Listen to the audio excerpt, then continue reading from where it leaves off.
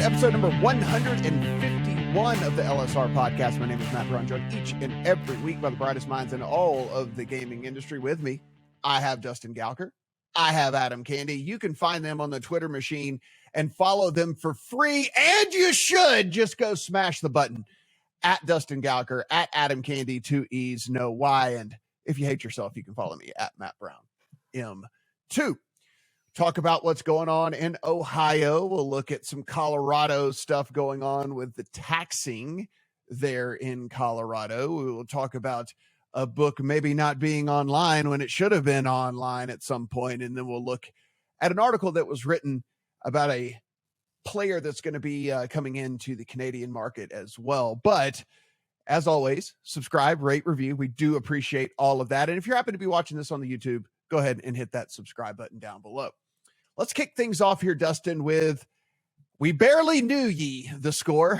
You were here, and now it looks like you are gone. I'm usually taking L's on this podcast. I'm pretty sure I was a proponent early on of the score and what they were doing. They have what is a pretty good app for sports. Mm-hmm. They then integrated a betting app where you can say, oh, here's this game, go bet it on over here at our betting app. I thought this was pretty cool, and was a model that could work in the US. It did not work at all. It has been a bit player. So the score, catch you up, was acquired by Penn National Gaming, which also has a deal to operate with Barstool Sports to operate that sportsbook under that brand. So what they've done is retire the score bet, or they're about to, from the U.S. market. It's only going to be in the Canadian market. This is likely why Penn National acquired it, because it's a Canadian company, a Canadian brand that is valued, and by all accounts, without seeing actual revenue out of it, the score has seemingly done pretty well, at least in terms of the app downloads and a Q score and all of that in Canada. But when you look back at it, we saw Penn buy this for $2.1 billion. Maybe the plan all along was, and maybe it was, to get to exit the U.S. market and put everything on Barstool. But when you look at it, was Penn paying that premium for what's basically a media brand and legacy media revenue for branding in Ontario and Canada, and then the tech that they're going to move Barstool over to? That seems in today's world to be a lofty amount of money, and I'll be curious to see what Adam thinks. But you're just basically, now the score is basically just an Ontario sports betting app plus its legacy media app and everything it's doing in that. So interesting times, but it does follow up trend of people pulling back on brands here in the U.S. as it gets tougher to compete, and as paths to future higher valuations and growth look harder as you try to compete with the big boys here in the U.S. Yeah, Adam, I mean, listen, I think you and I were a little more skeptical of this just because of the name recognition here in the States for the score, and I think specifically outside of maybe even the Northeast, right? I mean, like, I didn't really know. I mean, I lived in Atlanta for 5 years, and the first time I heard of the score was when I started going up to Toronto for UFC events and stuff. So I was not familiar with the brand before I actually made the trip up to Toronto. And so I think people in the Northwest maybe had some sort of recognition of the brand, but I don't know if it really ever held any real cachet here in the States. I'm with you, Matt, that the score was not a brand that I knew a whole lot about until we were talking about it in terms of sports betting. If this is any consolation for the score, I am now a user of their media app, and I like it a lot better than other score apps that are out there. But when it comes to making an imprint in the U.S. sports betting market, look, they were in 4 states. They end up with less than 1% share in New Jersey. I believe in Iowa, if you combine them with Barstool, you have about 5% share. And that Barstool probably makes up the bulk of that. So I think the question at this point is, what is Penn National's long game here? Benji Levy from the score said in the statement that they knew all along that they probably weren't going to be long for the U.S. market when they were acquired by Penn National. The plan was to use Barstool in the US to use the score in Canada. Okay. And if the play really was that plus the tech, I mean, it brings up a couple of other questions. One, if you remember, Barstool / Penn National put together a pretty decent team to put together tech in the first place. And so, kind of an admission that maybe they need to have some better tech for the back end of their platform. And also, Dustin mentioned the $2.1 billion valuation. And look, I just think that's bad market timing. Right. All in all, I mean, yes, we absolutely looked at it at the time and said, that feels like a lot of money. but it also happened to come last year at just about the crest of the acquisition fervor that we saw. And we've now kind of gone into a different market here where profitability matters a lot more than acquire at all costs. So, the question for Penn National becomes, what does the long game look like in the US and in Canada, especially in the US? Because by any objective measures, Barstool has not really made much of an imprint thus far in the US market. They don't have any states where they're consistently past 5%. And both Barstool and theScore, even prior to Penn National taking over theScore, both went at this from the approach of, well, we have a dedicated user base already signed up. We don't necessarily need to go out and market ourselves and spend that money the same way. And in both cases, it has not worked quite yet. And my question to you guys, when it comes to Barstool in particular, is that aren't their customers, this base they have built in, if you're trying to get by on the idea that we have all of these users, but so many of them are in the 18 to 34 demographic where they either don't have a lot of money at the beginning of it, or they're going to age out of it fairly quickly at the end of it. I'm wondering how you keep players and build lifetime value when it comes to that. I know they're trying iCasino as well when it comes to Barstool, but these are things that I just have questions about when it comes to the long-term viability.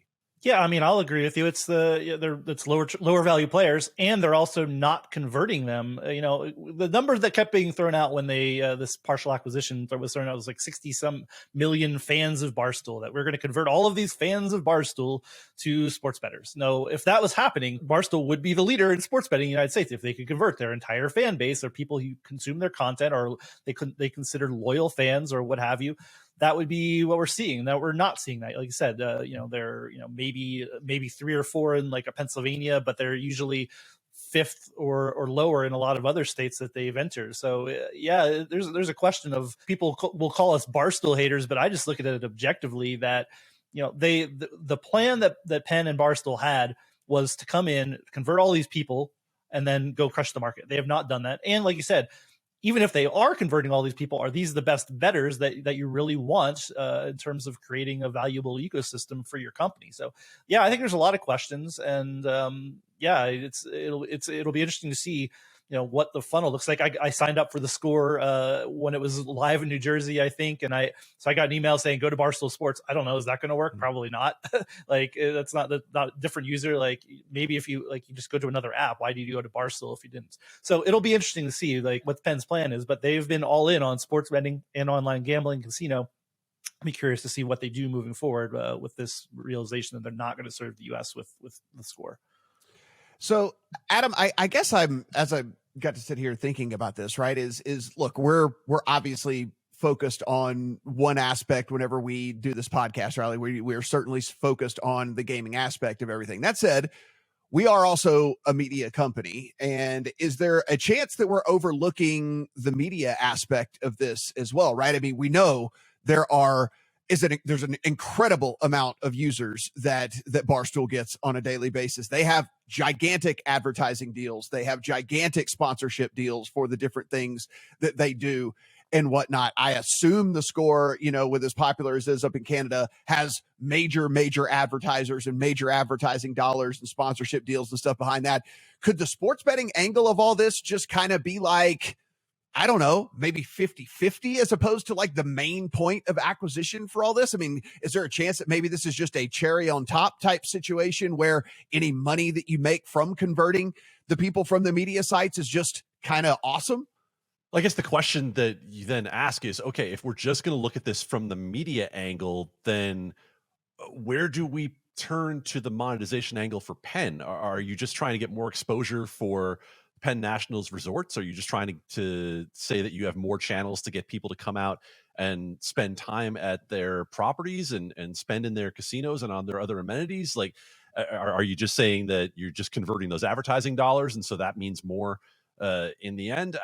I don't know. And I'm not questioning you. I'm really just kind of spitballing, brainstorming this whole thing and admitting that I'm probably a little bit over my skis if I try to go any farther than that in terms of understanding what the play looks like. And yes, look, Barstool in particular is a brand that goes well beyond sports betting and well beyond media. I was in a Smith's the other day, and I was looking for some tonic water. And as I went to look for tonic water, I saw this product that was grape and ginger ale in a can that just said, just add alcohol to it. And I looked closer and it was Barstool branded. And I thought, right, I don't know who's buying this, but apparently they have market research that says someone is buying this. So the reach does go quite a long way. Dustin, I guess I'll ask you the same question, because obviously you've been in media a super long time as well. And I know that we hyper focus on the sports betting angle and the gaming angle when it comes to acquisitions and different things like this or whatever. But I mean, I don't know, are we, and I know I'm putting you on the spot here because this isn't on the thing. This just came to me while we were talking about this, but like, do you think we're kind of overlooking the media aspect of this a little bit? We could be, but yeah, I mean, like Barstool is a valuable brand without sports betting, but it wasn't acquired as a media brand. That money, the 2.1 billion, wasn't to be, Barstool is going to be like the end and the end boss in sports media. Like maybe that could happen, I guess. It's grown a lot and it's it's very valuable on its own. It does not stand up to that at all. And Penn National is not a media company, at least not the last time I checked, even though they now own most of and part of two media companies. These were meant to be media plays for sports betting. So I think we just kind of dismissed the rest of that. But again, the money we're paid, the Penn National has no desire to be a media company, right? Unless I'm totally misreading the situation. They acquired these to become the heavyweights in sports betting, and to date that hasn't happened. Again, it's not over. It doesn't mean that Barstool can't do this, and they can't put a lot of money into TheScore and Barstool and market it more effectively than they are, and they can grow organically over the years. But right now, as we sit here, I don't see it, and I don't think again, yes, they're making money from these as media properties, but that's not move the needle kind of money for shareholders in a publicly traded company and that has casinos all over the U.S. Adam, let's talk about Ohio. Are we making any progress? Define progress, Matthew. If progress is that on the last possible day that Ohio can launch, Ohio is going to launch, then yes, that is progress. Progress means we're going from not a legal sports betting state to a legal sports betting state. It took more than 2 years for this bill to eventually shape shift and make its way through the legislature and be signed. And in the bill, we saw that it had a deadline date of January 1st, 2023 to launch. Yet we started to believe that, okay, well, we've seen states that, pass a bill and get it up in the first couple of months of a year, be able to be ready by football season. That's not going to happen in Ohio for a number of reasons. The announcement this week came from the state regulators that they're going to launch on January 1st, 2023, which brings up any number of questions. First of all, why? And you look at their desire for a universal start date, right? They want a universal start date for all their different type of licensees. So I guess my question there is, why are you making your sports books that are going to generate the bulk of the tax revenue for the state wait for your Joe Bob's truck stop lottery kiosks to be approved by the Casino Control Commission in order to be able to launch? And that's really what we heard from the regulators, is that they're going to have to process thousands of applications. Okay, first of all, we talked about it on this podcast. If you're approved as a lottery retailer, tell me what vetting you need to go through to have a sports betting kiosk inside your gas station that is more than what you need to be able to sell lottery tickets. That's insanity. And so now you're going to have this start date that goes in the middle of football season, toward the end of football season. And there's another question that comes up. How exactly are you going to launch this book at what is by far one of the busiest times of year to try to launch? I mean, you're going to go in there essentially right before the college football playoff, in the end of the NFL season, with college basketball, NBA, NHL, all going at the same time. You better have a lot of talent and experience ready to run those books and not flop in your first week. There are just so many questions that come up from the way that Ohio is doing this. But then again, we spend a lot of time on this podcast talking about, why is state X doing it this way? Dustin, we have a change that is coming to Colorado that I think if you're not kind of in the weeds a little bit, you might just kind of pass over this, but it could actually be fairly significant for that state. Yeah, we talk about looking at trends in legislation a lot on here, I think, too. And, we don't often see you go back into the law and change it, right? That's not how legislatures usually work. It has to be pretty egregious, or they see something that really needs change for that to happen, not just in sports betting, in anything. Like they have to say, oh, we made a mistake here. And what Colorado said is Colorado, and like some other states, has allowed for deduction of promo spend for the operator, so that they pay a much lower effective tax rate. And Colorado is probably the biggest example of this, where almost no tax money has come in. I mean, I say almost none, we're in the millions, but it's not something that moves the needle in terms of a state budget. Because they allow everybody to deduct promo spend, they have not realized almost any revenue. So what they've done is legislature has actually passed something to not allow this practice to go on. Just needs the signature of the governor, I believe, still at this point. So this could be the start of a trend where we have other states where there's a similar practice, and the operators are probably like, oh man, the salad days might be over here, where, we have states where, like New York, where it's really bad. They had states like New York or Colorado where it's pretty good for them, because they can deduct all this promo spend, not have to pay a lot of taxes, and their margins are much better. So it'll be interesting to see if any other state that has a law like Colorado, where promo spend is not included in revenue that can be taxed. And I can see this happening. Actually, this is something that you can see states going back and taking a look at, like, hey, we got this wrong. We're not making very much tax revenue. We should probably fix this. And Colorado could set the model for that. And Adam, I can only imagine, as we look at other states that have yet to pass anything, and states that we are looking forward to passing stuff in the future, I imagine, again, as Dustin said, with trends and stuff like that, I mean, you have to think that they're going to be studying what other states have done and studying at what other states have changed. And we might be getting this as just kind of standard operating procedure moving forward. Well, we already saw it, guys, right? New York did not allow for deduction of promo spend, and New York developed its law long after Colorado. And so I think the important thing with Colorado and the rest of the industry, and is this a trend to look at, is that outgoing Speaker of the House, Alec Garnett, said at the Nickel-G's conference in December that this was something that they were going to do. So we've known for a long time this was in the cards.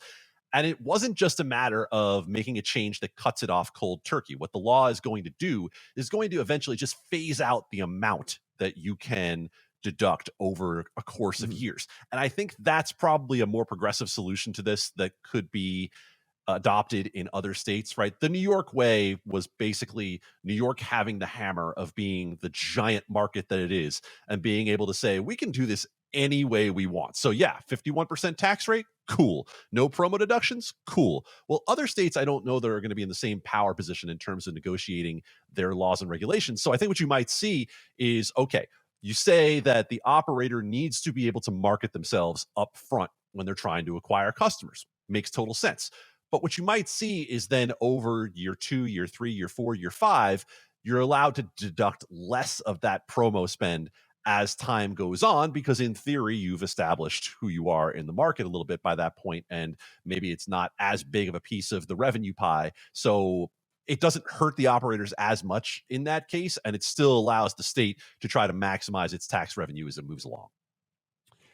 Well, it doesn't seem like we get past a podcast these days without bringing up PointsBet in some way, shape, or form. And this podcast is going to fall in line with the last couple of months as well. Adam, what were we looking at from PointsBet over in New Jersey? Yeah, we got kind of the Friday news dump from our friends at PointsBet on this one, where on Friday they announced that they were going to be down essentially the entire weekend for Memorial Day in New Jersey only. And they didn't give a lot of reasoning behind it, basically said that they have an issue and they're not going to be able to fully work it out until the end of the weekend. The app eventually came back up, but obviously downtime of more than 2 days is pretty significant for any app, especially over a fairly popular weekend where people had a lot of time to be sitting around and thinking about betting on sports.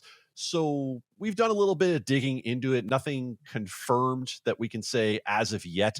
What I can say from what we've heard in the woodwork thus far is that this could have been something from the outside causing a problem for PointsBet, and we'll report more on that as it goes on. But sounds like not the average situation. And Dustin, I suppose this isn't like the worst thing in the world. If you at least notice there's something going wrong, and listen, it's better that you go down, fix whatever issue the issue is, and then as opposed to something going terribly wrong, and then you having to like come back after the fact or something like that. So, I mean, I guess if we look at it from that aspect, maybe this is, was a good thing. Yeah, I mean, recently Bovada was down for like a week with like not a whole lot of reason of why. Like, at least we're telling people ahead of time that, hey, we're going to be down. Yeah, I'd agree. That's better. I mean, this point having downtime, you're losing customers. You're down for a weekend when people are probably betting more. You're probably, you're probably turning some amount of your user base off by not having it available, and then you go to another app because they want to bet on something. Probably not ideal for anyone, but yeah, it is at least a little better that they're telling people rather than, oh, here's a shock that it's not going to be live when you want to be placing bets. And Dustin, let's close things out here with an article that was written by a pretty, listen, I mean, for me anyway, a guy that I've known in the industry for quite a while. He's been around, been on kind of both sides of the book as well, was an operator, worked for an operator, now is working for a media company. Talking about BetRegal coming to Canada, amongst other things in the article, if you could kind of break down the gist of everything. Yeah, we don't usually talk a whole lot about stuff that we don't run on our own site, but this one is making the rounds in the sports betting Twitter. And as Adam will tell you, I was at least pretty angry about all the takes going around on this yesterday and today. And so here's the core of it. So the story is mostly centered around a bad line put up by BetRegal on a CFL game. They hung a line, they took bets on it, they moved the line, they paid out bets on this bad line, and then later on, they actually took money out of people's accounts that bet the bad line. Now, we can all agree here real quickly. That is awful. Nobody should be doing that. But my big problem is this story is using this story about BetRegal as an entry point into why this is putting people back into offshore and turning people off from regulated sports betting. BetRegal is not regulated by Ontario. It is not regulated by anybody in the United States. This bet took place in Ontario. So this is it's like a side note that, oh, hey, wait, BetRegal is not regulated in Ontario. We can all agree that, one, this is bad, shouldn't happen. And two, it makes the kind of blanket statement this can happen because the regulations don't really allow for it. I guarantee you this happened in New Jersey. Somebody would be answering questions. I don't know what the fine would be. I don't know what the penalty would be, but there's wiggle room for regulators to deal with just bad situations like that. We have seen this, and we've seen operators make it right in New Jersey and elsewhere in the United States around this. So I just it's a weird thing where we're using a site that has applied for Ontario regulation but is not yet regulated as the poster child for sportsbooks doing shady stuff. This is and Adam, I think will follow up and tell you this is exactly why we need regulation and why we put oversight on these on sites. And BetRegal is a gray market operator who wants to serve the Ontario as a white market operator. This is where we should be getting to. We should be getting to moving it to the white market.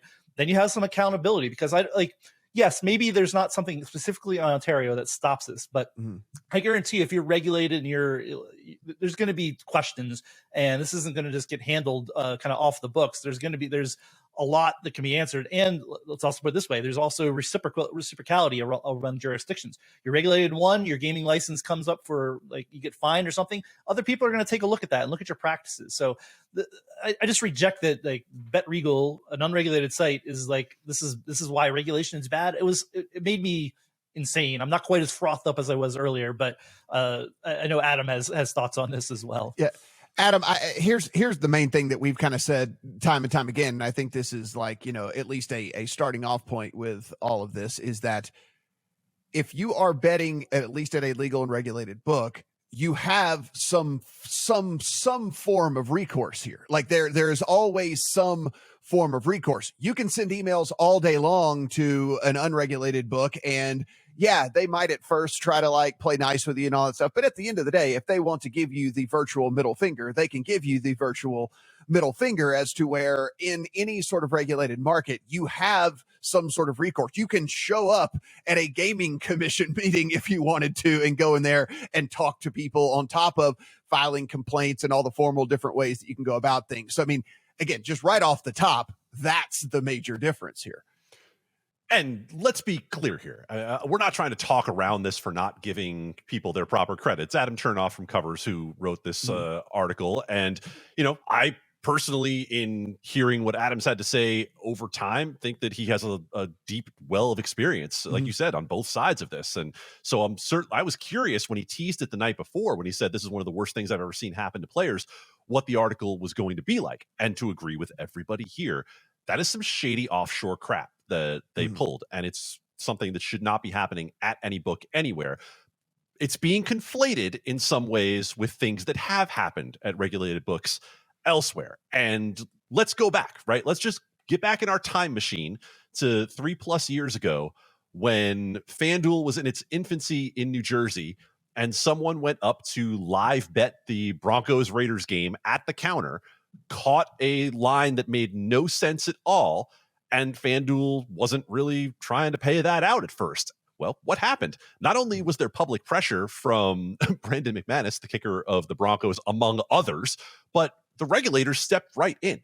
And not only was that person paid out, FanDuel was so wanting to give goodwill to people, they gave out free bets in the same amount of what this person would have won. So there's a lot that can be said for the public pressure that comes along with being a regulated entity. So now let's get back to the meat of the Regal situation. So they are not regulated as of now. And I think it's reasonable if we look at it and say, but they're applying for regulation. Right, they are. They're trying to go into the white market where this sort of thing would not be allowed. Here's the greater context. Ontario has two choices when it comes to dealing with gray market operators. They can either do everything they can to bring them into the legal market, or they can get into the enforcement side of things and trying to go after them that way.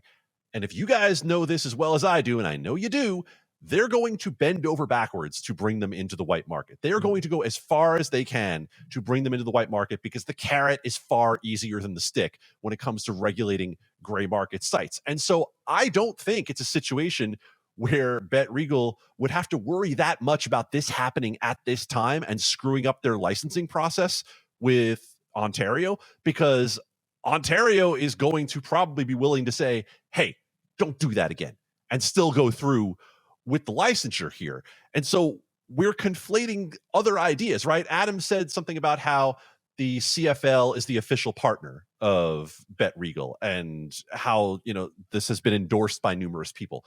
Right, but it's still in the gray market. And it's apples to oranges when it comes to regulating and someone being able to step up and say, hey, you cannot do this crap of refusing to pay out a bad line because that's shady offshore stuff. That's more on the CFL, right? I mean, like who they pick and choose with as their partner, and them not properly vetting things and them taking somebody, that's more on the CFL than it is anything else. Yeah, the CFL is not a de facto regulatory body. Yeah. We have someone like Bet99. They've done deals with related to the NHL, right? This has been going on. It's not like CFL's in a vacuum here doing this stuff. We wrote about a CBS sports reporter recently about who's pitching Bovada. Like these are not regulatory issues. Yes, the idea is we get to a point where we're not citing offshore, we're not citing gray market, we're citing the legal and regulated markets everywhere they are. But yeah, to put this on the CFL, it's like, okay, yeah, sure. Like, are we going to legislate what private entities can do in terms of whether they're promoting or taking advertising money? Like, that's another story. That's another issue. Right. We can go down that hole. But the CFL is not the regulatory body. The AGCO and Ontario are regulating markets. They don't have any authority over BetRegal as we sit here right now, other than they have an application on their desk from BetRegal to serve the market. So yeah, it's there's a lot of conflation of things. Yeah. At the end of the day, though, we all want the same thing. Nobody wants to see this shady crap going on. And the larger story is, yes, some regulations, they're more on operators and making sure that side, like the better does sometimes get forgotten. But when we get into the weeds and when something actually happens, I think it gets taken care of and often does. I don't think this is, there's obviously stuff in the margins where we're talking about people being limited. Should there be, that's a whole nother story. Should people be limited? Should there be clear limits all the time? These are things that are not always made clear in house rules or regulations. And I think there's some room for regulators to be player advocates, because we, you know, as much as this is always about tax money, it's also about consumer protection. It should be anyway, in anywhere we're regulating sports betting. And I think that the larger point of the story that we're talking about here is that we should be protecting the sports bettor and getting them to a regulated operator who is a good actor, and not to an offshore operator who is not a good actor. So that's the core. It's just the message and how we delivered it is getting muddled in the translation, I think. So Adam, you know, back in the DFS days, and I think that this can translate kind of over to sports betting as well. Back in the DFS days, one of the biggest deals was that it was kind of shady how rake was taken out of the prize pools, right? Because it wasn't clearly stated. It wasn't right in front of your face. You had to do some digging to figure out how the rake was getting pulled and all that. And like, that was viewed as a little bit shady towards customers. I agreed. I thought the rake should be clearly presented as to how much money is going into the prize pool, how much money is coming out, so that there's no one's having to do math inside their head with all this. This can be like going on with sports betting stuff. All of these bonuses that we talk about all the time, while they can be good for sports bettors, and they can certainly be good for savvy sports bettors who know how all this stuff works, we fully should take to task these people who put out these bets or whatever, and it comes with 55 different stipulations as to how this thing gets paid out and when you can actually withdraw it and all the stuff like that and whatever. I mean, like, all of these different things. Yes. Can everything be better for a bettor? Absolutely. However, when we're looking at stuff like this, right, like changing a line and then not paying out and all that, like, that's different than what I'm talking about, right? Like, that's different than like basically consumer advocacy of making things clearer and easier to understand and more transparent. That is way different than blatantly taking a bet and going, oh, you got the better of us, so we're not going to pay you out. And by the way, you have no recourse as to how you can go and collect this money. And to go back to the DFS point, Matt, that goes along with that, yeah, that was a gray market in America, right? DFS was operating in what amounted to a gray market in America for states that didn't choose to regulate it. And so this is a similar situation where there was less recourse in states where they weren't regulated, unless they were going to feel like they needed to come clean to be regulated in either that state or other states where they were looking to come into the white market. And so when we look at the white market for gaming in Canada and beyond, should capital not be about tax revenue? It shouldn't. It's going to fluctuate. Tax revenue from sports betting is not going to save your state budget, ever. And you shouldn't peg it that way, because you'll be very disappointed if that's the way you decide to go about it. The greater point to all of this is that the regulated market gives the player recourse, is that the regulated market can do a better job of tracking problem gaming by bringing it into the light. I understand that the arguments that some people have that it creates more bettors and so it creates more problem gaming. I would respond that when you see problem gaming numbers go up, that's not only new bettors, that is people who previously were not being found, who are coming into this in a way that they weren't before. Not all of them, but some of them. And so that's the greater point when it comes to player advocacy in general. Players do need advocates, and regulators should be advocates for players. How far that goes is a question we could probably debate for 10 more podcasts and not come to a consensus. It absolutely could come to a consensus among all of us that putting up a bad line and not paying it out should be part of what regulators can do. And that's our greater point with all of this in the end. And Dustin, before we get the whole like, you guys are just shills and whatever, and this, that, and the other, nobody, and I'm saying this honestly, nobody has taken books, whether it be DFS, whether it be poker clients, whether it be whatever, to task more than you have. Whenever they mess up and whenever they do things, you bring it to light. Adam at LSR, anytime somebody gets fined, anytime whatever, you're digging into the story as to why this happens and why whatever. So before we get all the, oh, you guys are just in the tank for whatever and all that, it's like, no, we'll tell you the good side of it. We're also going to tell you the bad side of it when it comes around to all this as well. We all want the same thing. And you know, at its core, yes, there's going to be people at the margins who disagree, but like a sustainable sports betting ecosystem is dealing with problem gambling. It's not being shady about your practices and dealing with players. It is having clear limits and transparency. All I think we advocate for is what everyone should aspire to. And Matt tells you to follow me on Twitter. I'm calling stuff out whenever I see it. Like this is another example of it, right? We all want the same. We should all want the same thing. We should all want transparency, clarity, And again, people getting to regulated books. Yes, there are advantages to unregulated and offshore and credit and things like that. But this is the long term. When we're talking about this in 50 years, hopefully we're talking about a really good industry that is letting anybody get down what they want and not having problems. And if they do, like you said, they have recourse.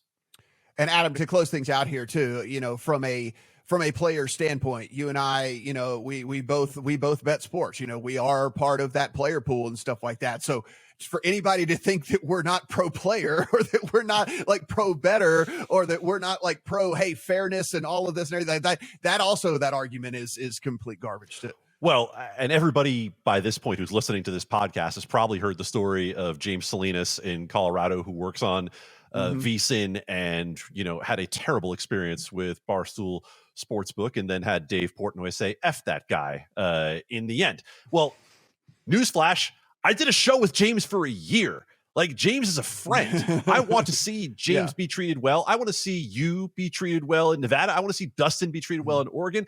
And no, just because we're talking about one view of this, which is that these are things the regulated market should be able to help, I am not sitting here as someone who wagers on sports and coming back and saying, well, you know what? If I got screwed in this situation, I would just say, well, it's better for everybody else if this is the way it is, even if it didn't benefit me. Are you kidding?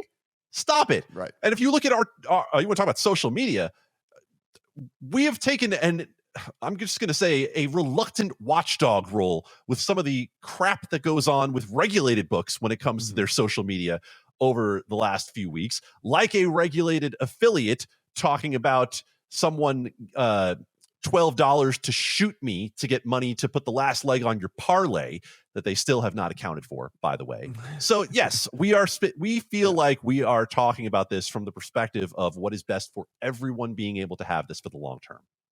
Guys, everything we talk about here on this podcast, well, except this one, but you get the point. You can find over at legalsportsreport.com. See, this is the bonus listen to the podcast. You get extra commentary. You don't get everything over at Legal Sports Report. So be sure to subscribe, rate, and review, and then head over to the website and take in all of the words that Adam and team are putting down over there. It is the best in the business. If you want to follow Dustin on the Twitter machine at Dustin Gallagher, you want to follow Adam at Adam Candy, 2 E's, no Y. And if you hate yourself, you can follow me at Matt Brown M2. For Dustin, for Adam, I'm Matt. Talk to you guys next week.